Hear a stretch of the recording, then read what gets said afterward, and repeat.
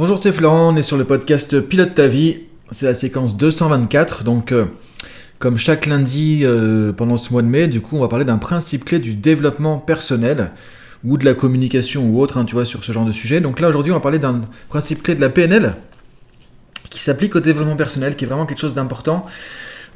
Pourquoi ? Parce que souvent on a le sentiment que quand on fait quelque chose et que les autres ne suivent pas, que ça prend pas, que ce soit tu vois dans la vie personnelle, que ce soit dans la vie professionnelle, l'impression que les autres n'adhèrent pas, que les autres ne font pas ce qu'on avait peut-être anticipé ou essayer de faciliter un petit peu, influencer ou des choses comme ça. Donc on a l'impression en tout cas qu'il y a de la sorte de résistance, quoi. Tu vois, qu'il y a une résistance dans un système, résistance avec une personne, par exemple en communication, dans une relation, dans un contexte professionnel ou dans un contexte d'accompagnement aussi, pour ceux qui font du coaching, du consulting ou autre. L'impression qu'il y a une résistance du système, une résistance de l'autre. Et souvent, le premier réflexe qu'on a, c'est en gros, c'est quoi son problème, quoi ? C'est quoi le problème de l'autre ? Pourquoi ça suit pas ? Pourquoi ça avance pas ? Pourquoi l'autre ne fait pas comme j'avais entendu ? Pourquoi l'autre n'avance pas par rapport à ce qu'on avait mis en place, etc. Tu vois ? Donc ça, on peut le retrouver dans plein de contextes de la vie. Et le problème, c'est que, encore une fois, on revient aux fondamentaux. Si on met notre responsabilité à l'extérieur, ça marche pas. C'est-à-dire, si on a l'impression que c'est à cause de l'autre, que c'est l'autre qui n'a pas compris, que c'est l'autre qui fait pas ce que on voudrait, ce qu'il devrait faire, ce qu'on lui a dit de faire, etc. Du coup, on est en train de blâmer l'autre encore une fois, et du coup, qu'est-ce qui va se passer avec ça ? Qu'est-ce qu'on peut faire ? Pas grand-chose finalement. On se dit, voilà, on va lui répéter X fois, on va lui répéter 4 fois la même chose, on va lui gueuler dessus, on va le faire se culpabiliser, des choses comme ça. Est-ce que ça fait avancer le système ? Est-ce que ça fait avancer le schmilblick, entre guillemets ? Souvent, non, pas forcément. Alors, d'ailleurs, il y a aussi un autre principe clé de la PNL qui nous dit que si on fait continuellement la même chose, on obtient continuellement les mêmes résultats. Et ça, c'est basé un peu sur aussi une citation d'Einstein que tu connais sûrement. La folie, c'est de faire la même chose en espérant des résultats différents. Donc souvent, qu'est-ce qui se passe ? Il y a une résistance, il y a un truc qui ne marche pas comme on veut. On a l'impression que l'autre ne nous a pas compris.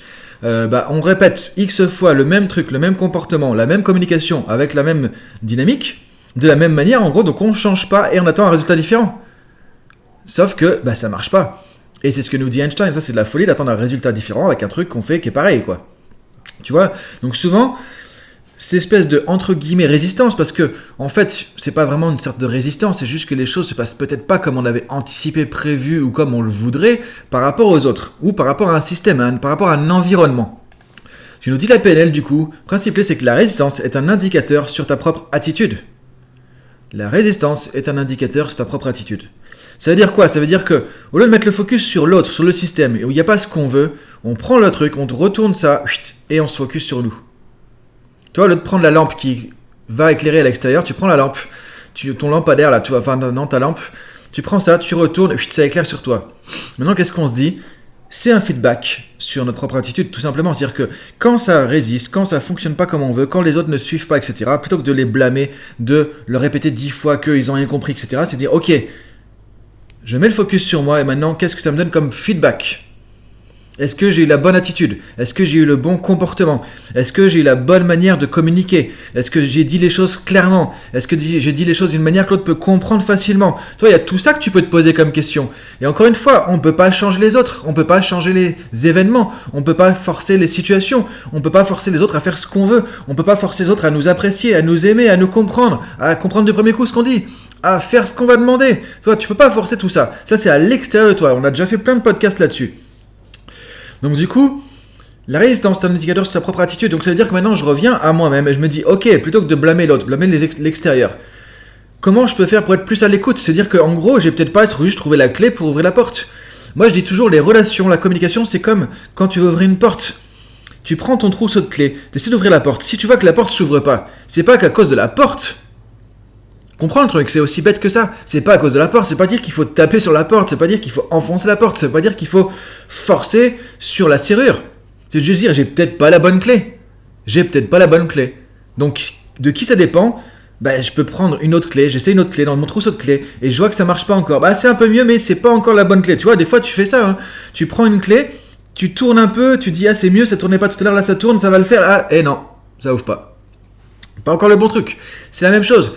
Donc là, c'est comment je peux être plus en gros, ça t'amène à être plus à l'écoute de l'autre, à l'écoute peut-être de ses besoins, de son fonctionnement, de son mode de communication, de son mode de relation. Et du coup, tu te dis, ok, comment je peux trouver le truc qui marche avec lui? Comment je peux trouver le mode de communication, les mots, les bonnes phrases, le bon ton, la bonne attitude, qui fait que ça va matcher, quoi.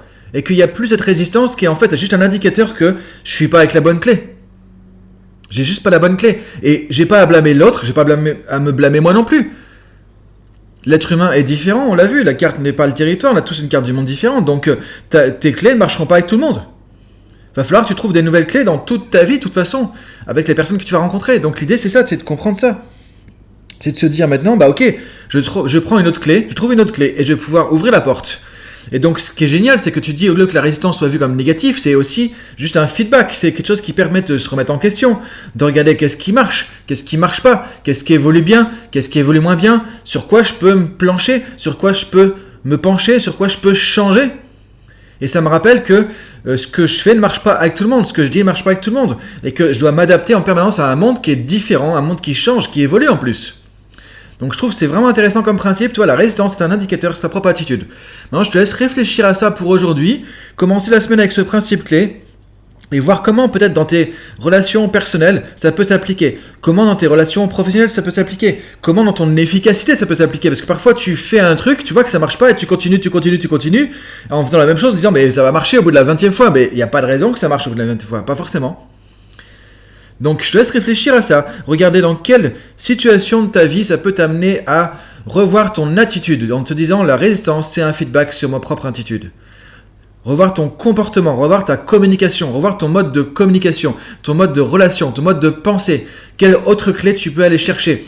Quelles sont les autres clés que tu dois ajouter sur ton trousseau? Avec quelle personne? Dans quel contexte? Soit réfléchis à tout ça, un petit peu en mode auto-coaching, et tu vas voir qu'il y a des choses qui vont se débloquer, des choses qui vont avancer plus facilement. Donc je te laisse réfléchir à ça, je te dis bonne journée du coup et bonne semaine du coup avec ça.